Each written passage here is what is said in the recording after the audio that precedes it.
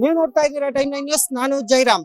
ಇವತ್ತು ಜಾತ್ರಾ ಮಹೋತ್ಸವದಲ್ಲಿ ನಾವಿದ್ದೇವೆ. ಹೌದು, ಶಿವಗಂಗಿ ದಕ್ಷಿಣ ಕಾಶಿ ಎಂದೇ ಹೆಸರಾಗಿರುವ ಶಿವಗಂಗಿ ಕ್ಷೇತ್ರದಲ್ಲಿ ನಾವಿದ್ದೇವೆ. ಶ್ರೀ ಮರಿ ಹೊನ್ನಮ್ಮ ದೇವಿ ಜಾತ್ರಾ ಮಹೋತ್ಸವ. ಈ ಜಾತ್ರಾ ಮಹೋತ್ಸವ ವಿಶೇಷ ಏನಂದ್ರೆ ಸುತ್ತಮುತ್ತಲಿನ ಹತ್ತೂರಿನ ಗ್ರಾಮ ದೇವತೆ ಜಾತ್ರಾ ಮಹೋತ್ಸವ.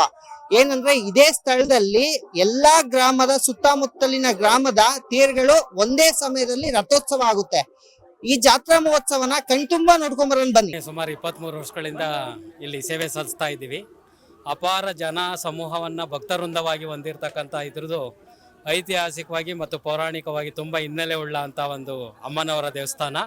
ಅಪಾರ ಜನಸಂಖ್ಯೆಯನ್ನ, ಅಪಾರ ಭಕ್ತರನ್ನ ಹೊಂದಿದ್ದು ಇಂಥ ಆಧುನಿಕ ಯುಗದಲ್ಲೂ ಕೂಡ ಇಷ್ಟು ವಿಜೃಂಭಣೆಯಿಂದ ನಡ್ಕೊಂಡು ಹೋಗ್ತಾ ಇರೋದು ನಿಜಕ್ಕೂ ಒಂದು ಪವಾಡವೇ ಸರಿ ಅಂತ ಹೇಳೋದಕ್ಕೆ ಇಚ್ಛಿಸ್ತೇನೆ.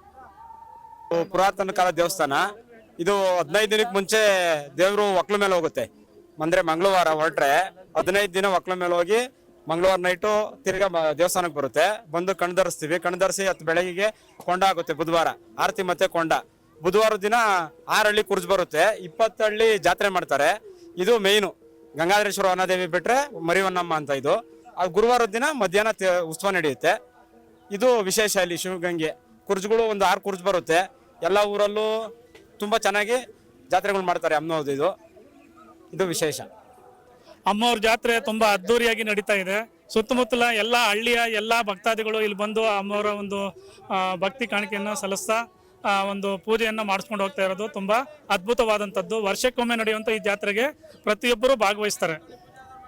ಮರಿ ಹೊನ್ನಮ್ಮ ಜಾತ್ರಾ ಮಹೋತ್ಸವ ಪ್ರತಿ ವರ್ಷ ನಡೀತಾ ಇದೆ. ನಾವು ಕೂಡ ಇಲ್ಲಿ 28 ವರ್ಷಗಳಿಂದ ಇಲ್ಲಿ ಕೆಲಸ ಮಾಡ್ತಾ ಇದ್ದೀವಿ. ಪ್ರತಿ ವರ್ಷ ಬಂದು ದೇವಿಯ ದರ್ಶನ ಮಾಡಿಕೊಂಡು ಹೋಗ್ತೇವೆ.